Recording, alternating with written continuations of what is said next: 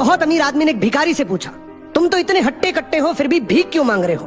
भिखारी बोला, साहब मेरे पास महीनों से कोई काम धंधा नहीं है, अगर आप मुझे नौकरी दे तो मैं भीख मांगना छोड़ दूंगा।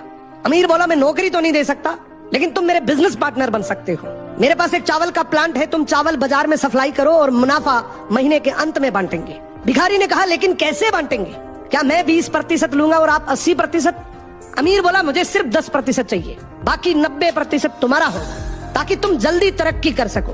भिखारी ने जोरों से काम शुरू कर दिया। उम्दा चावल और सस्ते दामों से उसकी बिक्री बहुत बढ़ गई और उसे खूब मुनाफा हुआ।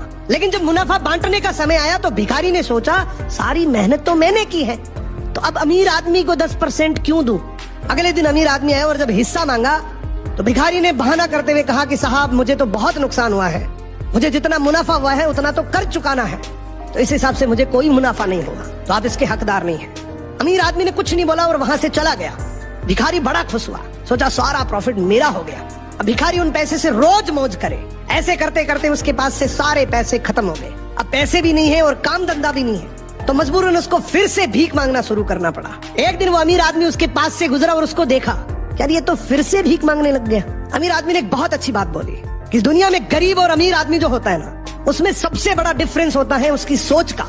एक रिच माइंडसेट हमेशा ये सोचता है कि मुझे भी प्रॉफिट हो जाए और मेरे साथ जो काम कर रहे हैं उनको भी प्रॉफिट हो जाए, लेकिन एक पुअर माइंडसेट हमेशा ये सोचता है कि जो भी प्रॉफिट हो सिर्फ मुझे ही हो।